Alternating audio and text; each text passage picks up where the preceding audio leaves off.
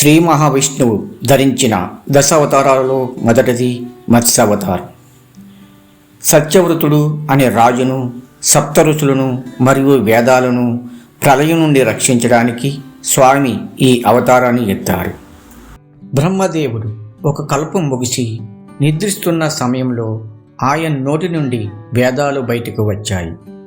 ఆ సమయంలో సోమకాసురుడు అనే రాక్షసుడు ఆ వేదాలను దొంగిలించి సముద్రం అడుగున దోకుంటాడు. లోకంలో ధర్మం నశించకుండా ఉండడానికి వేదాలను తిరిగి తీసుకురావాలని విష్ణుమూర్తి సంకల్పిస్తాడు. కృతాయుగంలో సత్యవ్రతుడు అనే ధర్మాత్ముడైన రాజు ఉండేవాడు. ఒకరోజు ఆయన నదిలో తర్పణ వదులుతుండగా ఆయన దోచిట్లోకి ఒక చిన్న చేప పిల్ల వస్తుంది.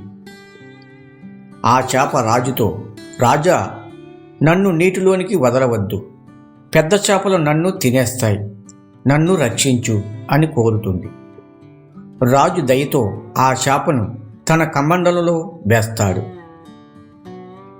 ఆశ్చర్యకరంగా ఆ చేప ఒక రాత్రిలో కమండలం పట్టినంత పెద్దదిగా పెరిగిపోతుంది. రాజు దాన్ని బావిలో, తర్వాత చెరువులో, చివరికి నదిలో వేసినా అది క్షణాల్లో పెరిగిపోతూనే ఉంటుంది. ఇప్పటికీ రాజు ఆ చేపను సముద్రంలో విడిచిపెడతాడు. అప్పుడు ఆ చేప సముద్రమంత పరిణామానికి విస్తరిస్తుంది. సత్యవ్రతుడు ఆశ్చర్యపోయి, స్వామి, మీరు సామాన్యమైన చేప కాదు, మీరు ఎవరో నిజం చెప్పండి అని ప్రార్థిస్తాడు. అప్పుడు మహావిష్ణువు మత్స్య రూపంలో దర్శనమిచ్చి ఇలా చెబుతాడు, రాజా, నేటి నుండి 7వ రోజున మహాప్రళయం వస్తుంది. భూమండలమంతా సముద్రంలో మునిగిపోతుంది. అప్పుడు నీ కోసం ఒక పెద్ద నావ పంపిస్తాను.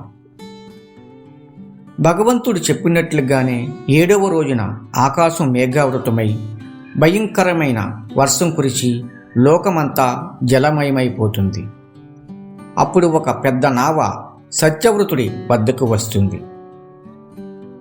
విష్ణుమూర్తి ఆజ్ఞ ప్రకారం రాజు తనతో పాటు సప్త ఋషులను, అన్ని రకాల ఔషధులను మరియు జీవరాశులు బీజాలను ఆ నావలోకి తీసుకుంటాడు. విశాలమైన మత్స్యరూపంలో ఉన్న స్వామికి వాసుకి అనే పామును తాడుగా చేసి నావను ఆ చేప కొమ్మకు కడతారు. ప్రళయకాలంలో నావను సురక్షితంగా ఉంచుతూనే మహావిష్ణువు సముద్రం అడుగును ఉన్న సోమకాసురుడు అని సంహరిస్తాడు. దొంగలించబడిన వేదాలను తిరిగి తెచ్చి బ్రహ్మదేవుడికి అప్పగిస్తాడు. అదే సమయంలో సత్యవ్రతుడికి మరియు సప్త ఋషులకు పరమాత్మ తత్వాన్ని బోధిస్తాడు. దీనినే మత్స్య పురాణం అని పిలుస్తారు. ప్రళయం ముగిసిన తర్వాత సత్యవ్రతుడు వైవస్వంత మునువుగా కొత్త సృష్టికి మూలపురుషుడు అవుతాడు. ధర్మాన్ని, వేదాలను, జ్ఞానాన్ని, మనువును కాపాడడమే ఈ అవతార ముఖ్య ఉద్దేశం. ఓం నమో నారాయణాయ.